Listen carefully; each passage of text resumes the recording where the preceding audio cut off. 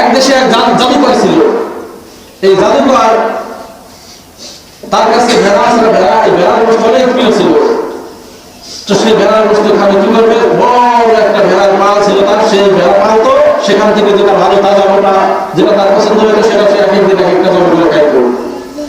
তো এটা আবার ওই ভেড়ার যে নেতা আছে, নেতা বুঝে ফেলছে যে কিনে প্রত্যেক দিন আমাদের মধ্যে থেকে একটা একটা করে খাওয়া যাবে, তা আমরা দিন পাল্লা আসবে, আমরা তার থাকতে পারবো না। এখন এই ভেড়ার নেতা সবাই কি করছে, খবর দিছে, সবাই খবর দিছে অমুক দিন অমুক সময় মিটিং আছে, সবাই থাকবে উপস্থিত। ভেড়ার মিটিং করছে যে এই জাদুকর তো অত্যন্ত সাংঘাতিক জালেম, আমাদেরকে জবাই করে খায় ফেলায়, তোমারও দিন আসবে কিন্তু আমারও দিন আসবে, কিন্তু কাজের সময় থাকবে সবাই কি করো এখান থেকে পালাও, এই জাদুকরের কাছে থাকা যাবে না, আমরা পালাই চলো। এখন জাদুকরের কাছে সবাই কি করছে, রাত্রে বেলা পালাই চলে গেছে, জঙ্গলে চলে গেছে। সকালবেলা জাদুকর দেখে কোনো বেলা নাই, কি বাবা আশ্চর্য হয়ে গেছে, সে বেলা খুঁজতে খুঁজতে খুঁজতে খুঁজতে বাগানে গেছে, জঙ্গলে গেছে, গিয়ে দেখে সকল বেলা এক একটা চড়াই চলে গেছে। তো সবগুলো আবার এক জায়গায় একত্রিত করছে, করার পরে এখন জাদুকর চিন্তা করতেছে, বুঝে ফেলছে আমি প্রত্যেক দিন একটা করে জঙ্গলে খাই, এজন্য এটা পড়াইছে। তখন এই জাদুকর কৌশলের সাথে একটা পরামর্শ দিচ্ছে, এদেরকে একটা ভাষণ দিচ্ছে যে আরে তোমরা তো মনে করতেছো আমি তোমাদেরকে সবাইকে জমা দিয়ে খাবো, তাই তো মনে করতেছো, আসলে তো তা না।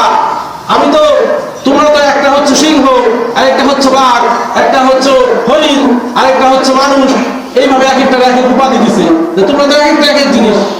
তো তোমাদেরকে আমি কেন খাবো, আমি তো খাই যেটা তোমাদের মধ্যে যেটা ভেড়া আছে, আসল ভেড়া, সেই ভেড়াকে আমি খাই।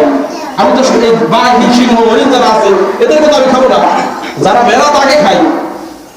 এখন এদের মাথার মধ্যে ঢুকছে, এখন চিন্তা করছে আসলেই তো, তাহলে মানে আমরা তোমরা এক একজন নিজের হরিণ সিংহ বাঘ এটা ভাবা শুরু করে দিচ্ছে, নিজের এক একজন ভেড়া, আসলে কিন্তু ভেড়া মারতেছে যে আমি হরিণ, যেহেতু জাদুকর করছে, আরেকজন মনে করতেছে আমি তো বাঘ, আরেকজন মনে করতেছে আমি তো সিংহ। বাস ঠিক আছে, তাই চলেন বাড়িতে যাই। বাড়িতে গেছে, পরের দিন আরেকটা জন্ম করছে, হ্যাঁ পাইছে ভেড়া একটা খাইছে। এইভাবে আরেকদিন আরেকটা জন্ম করছে, আর ও তো ভেড়া খাইতে হবে, আরেক আসলে কি বলে যারা সিংহ হরিণ নিজের মনে করতেছে নাকি সিংহ, ওরা তো ভেড়াই।